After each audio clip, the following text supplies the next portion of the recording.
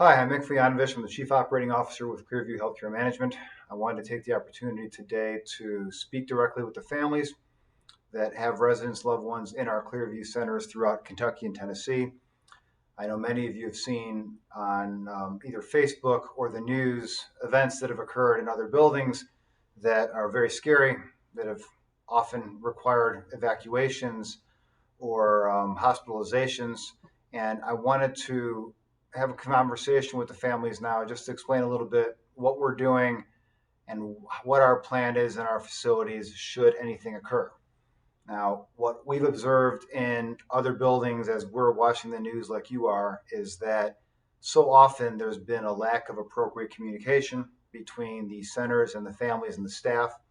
One thing that I can assure you is that with ClearView staff and with our ClearView properties, we'll be 100% transparent with you. Everything that occurs in our buildings will be sure to notify you immediately. And if, God forbid, an event does occur where we do have a confirmed COVID-19 in our building, we'll make sure to notify every family member, every staff immediately.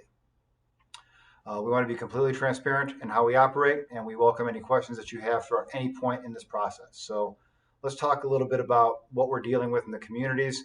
As you know, COVID-19, half of the people do not even exhibit any signs and symptoms.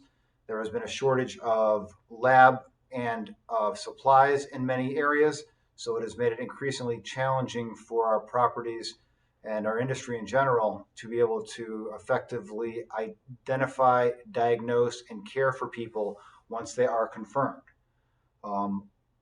We are doing a lot in our buildings right now, and I want to describe for you a little bit what measures we have in place. At this point, let me just say we have 0 confirmed cases of any residents in any of our buildings for COVID-19. Now, this may change.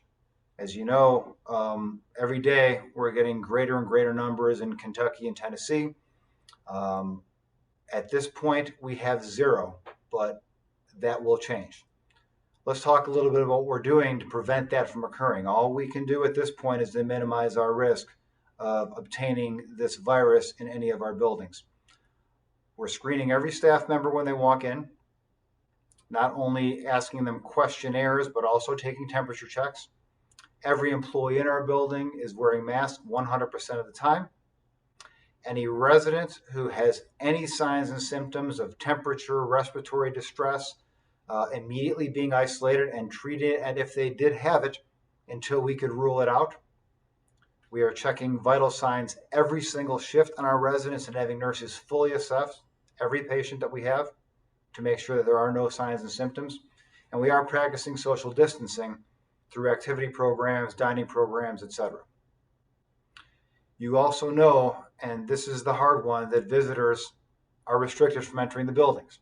This is a national guidance being given from CMS and the CDC, and this one is very challenging.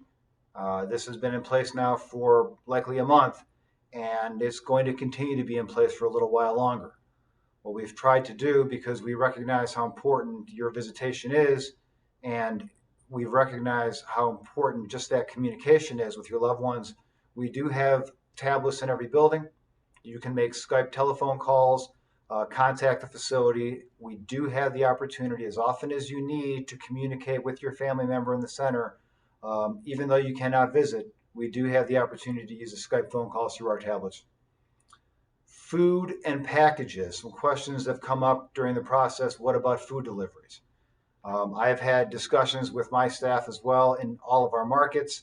To me, it saddens me to think that if a family member wants to prepare someone for a loved one in a nursing facility, they cannot have the cookies or the brownies or something that they find very special, especially when they don't have the visitation.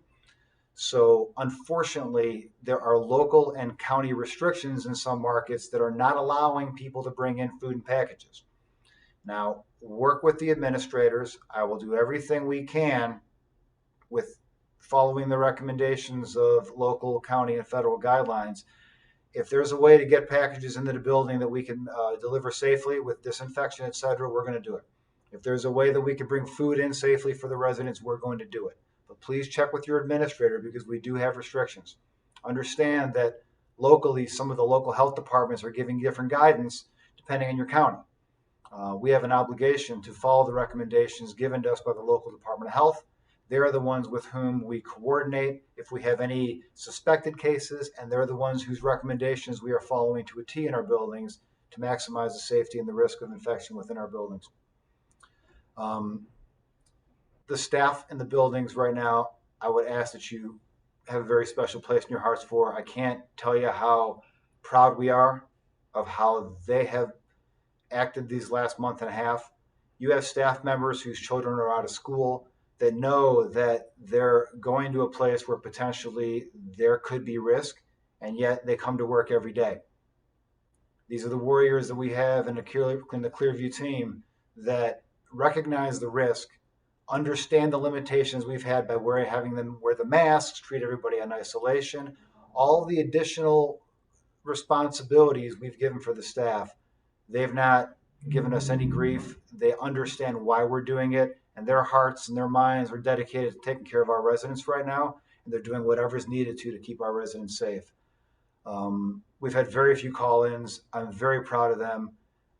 I'm very happy when I see reports in communities where local family members have they're singing and clapping for the employees when they leave work, and I get these videos sometimes in my office. It makes me very happy. Please continue to do that for the staff. Without the staff in the buildings, we don't have people to take care of our loved ones, and it's the staff on whom we rely right now to get us through this crisis. Again, we want to be fully transparent with you every step of the way. I would encourage anybody that has any questions, please email info@clearviewhealthcaremanagement.com, info@clearview, ClearviewHCMGMT.com. Those questions will come directly to me.